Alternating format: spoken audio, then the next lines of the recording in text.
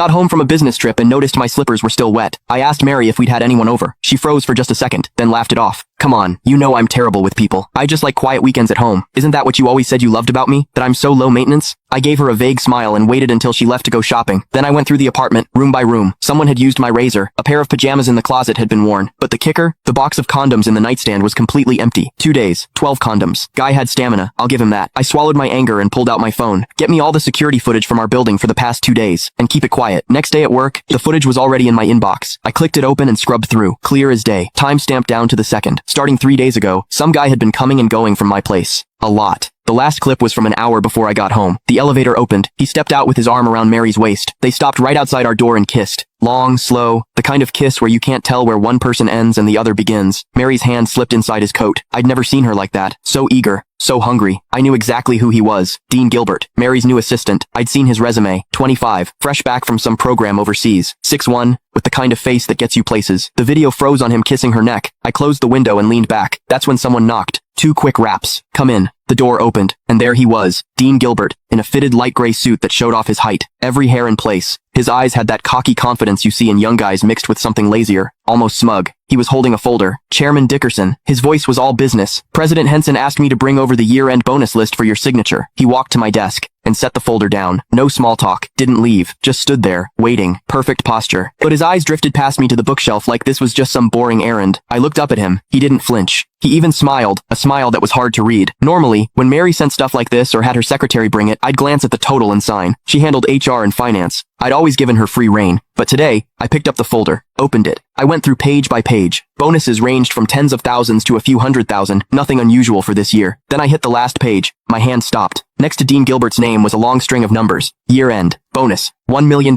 And in the notes, plus one company BMW, 730 Li, $1 million. A BMW 7 Series. For an assistant who'd been here less than 6 months. I stared at that number for 2 seconds. Then I looked up. Dean was watching me. That little smile had gotten bigger, and there was something in his eyes now impatience. Chairman Dickerson, is there a problem? His tone was still polite, but there was an edge, a push. Miss Henson is waiting to head out. He made sure to emphasize those last words. I picked up my Mont Blanc pen.